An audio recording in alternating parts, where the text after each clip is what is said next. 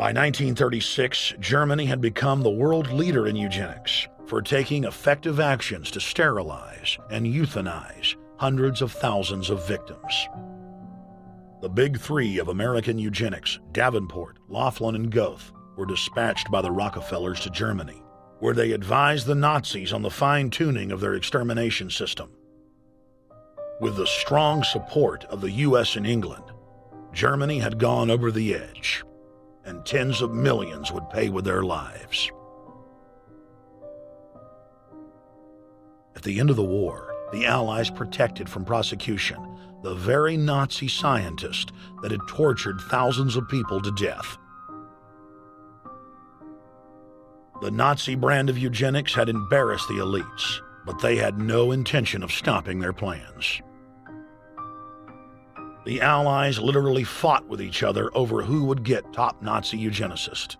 It didn't matter if the SS doctors had tortured tens of thousands to death. They were free to go.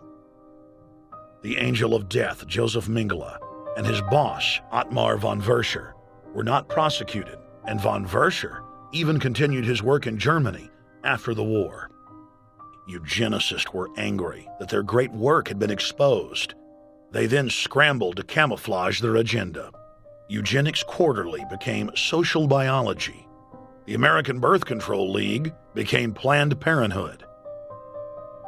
New terms like transhumanism, population control, sustainability, conservation, and environmentalism replaced racial hygiene and social Darwinism. Many eugenicists of the previous period engaged in what they called crypto-eugenics, purposefully taking their eugenics beliefs underground. They became highly respected anthropologists, biologists, and geneticists in the post-war world.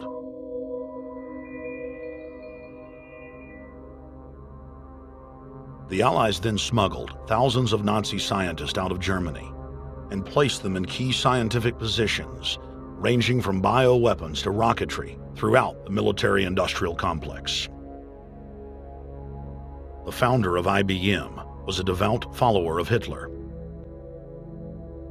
Thomas J. Watson had supplied his punch card computers and IBM technicians to the Nazis for use in the death camps. Tattoos on camp victims were IBM human identification numbers, which fed into the computers. IBM had used similar punch card systems as early as 1928 in a Jamaican race mixing study. The first real computers were literally invented by a eugenicist for eugenics. UN chieftain and unrepentant eugenicist Julian Huxley argued that since the leaders of eugenics had founded the environmental and conservation movements, that they should be used as vehicles in the formation of a world government. Just as H.G. Wells had envisioned, this government would be controlled by a scientific dictatorship and would be guided by the principles of eugenics. Huxley created the World Wildlife Fund with Bilderberg founder and former SS officer Prince Bernhard of the Netherlands and Prince Philip of England. In the event that I am reincarnated, I would like to return as a deadly virus in order to contribute something to solve overpopulation. Prince Philip, reported by Deutsche Presseagentur DPA, August 1988. Aldous Huxley, author of Brave New World and brother of Julian Huxley, gave a speech at Berkeley in 1962, shortly before his death. He admitted that his best-selling book, Brave New World, written in 1932, was based not on fiction, but on what the elite were actually planning to implement. And here I would like briefly to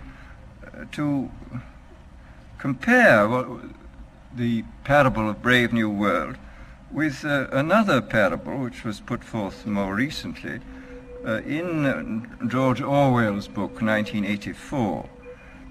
I'm inclined to think that the scientific dictatorships of the future, and I think there are going to be scientific dictatorships in many parts of the world, will be probably a good deal nearer to the Brave New World pattern than to the 1984 pattern. They will be a good deal nearer, not because of any humanitarian qualms in the scientific dictators, but simply because the Brave New World pattern is probably a good deal more efficient than the other.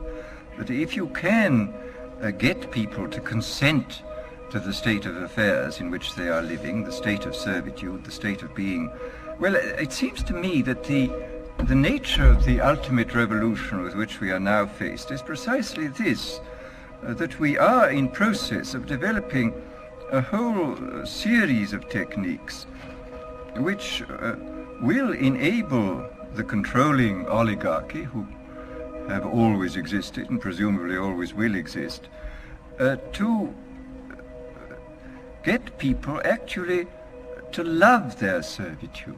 People can be made to enjoy a state of affairs which, by any decent standard, they ought not to enjoy.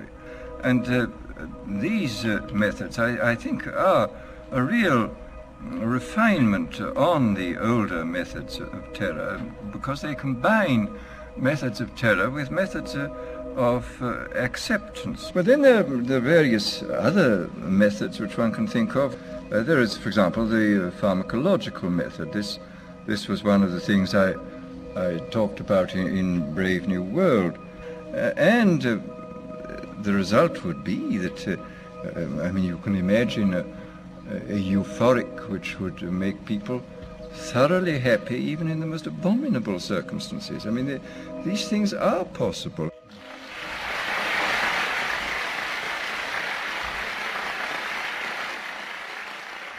The elite have left a massive wave of destruction behind them as they cold-bloodedly experiment on civilian populations as if we are lab rats.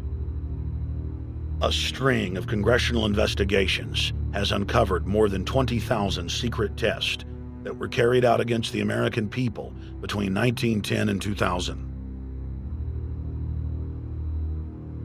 One well-known eugenics study, the Tuskegee Syphilis Project, killed hundreds of blacks and spanned 40 years until whistleblowers exposed it in 1972. From 1943 until present, the British have tested lethal nerve gas on their own personnel, on land, air, and sea. Many died instantly. Still others died grueling deaths over several years.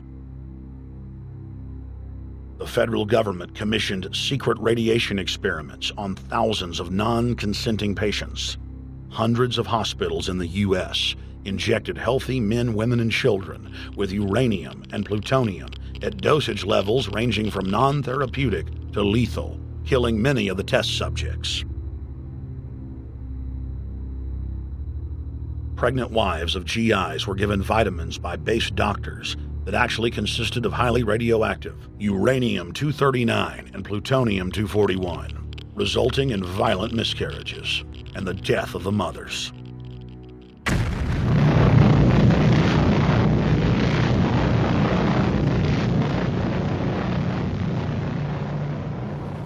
Soldiers, sailors, and Marines were used as guinea pigs in hundreds of atomic and hydrogen bomb tests. Patriotic Americans were radiated side by side with lab animals.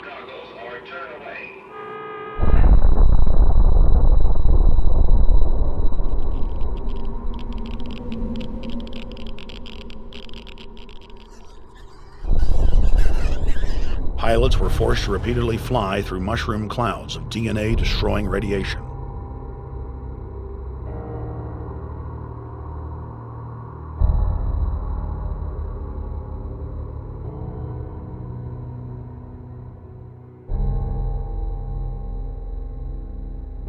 From 1951 to 1961, the U.S. Army paid Israel's health ministry 3 million lira to conduct radiation testing on Sephardic children that immigrated to Israel.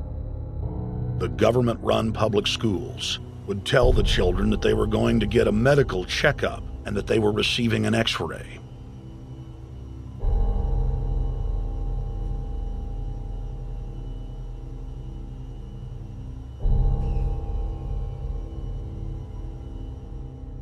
The Pentagon had already radiated more than 4,000 institutionalized children in the United States, many of which had died.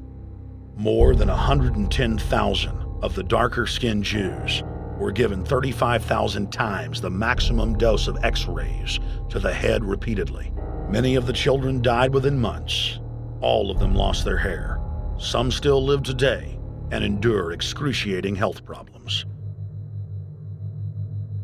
The covert testing of chemical, biological, and radiological agents on unsuspecting populations continues worldwide today.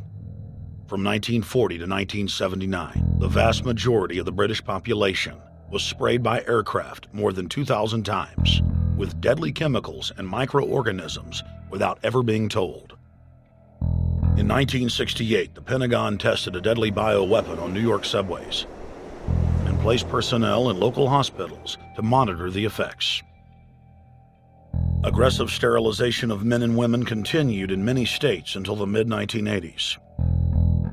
The United States and England are currently testing pesticides and highly toxic experimental drugs on tens of thousands of healthy foster children, many of which die as a result of the experiments. Prisons across the nation have forced inmates to participate in grisly experiments, ranging from pesticide studies to having tablets of dioxin sewn into their backs.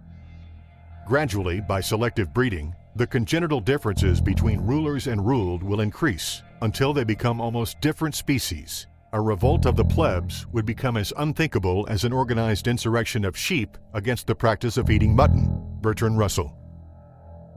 H.G. Wells, Aldous Huxley, Bertrand Russell, and hundreds of other eugenicists constantly bragged about how the establishment believed themselves to be a separate, more advanced species than the common man. Top eugenicists were bold enough to admit that their real goal was not improving the heredity of the commoner, but to further dumb them down so that they could be more manageable. Nobel Prize winner Russell wrote at length about how vaccinations filled with mercury and other brain-damaging compounds would induce partial chemical lobotomies and develop a servile zombie population. Diet, injections, and injunctions will combine from a very early age to produce the sort of character and the sort of beliefs that the authorities consider desirable, and any serious criticism of the powers that be will become psychologically impossible. Bertrand Russell.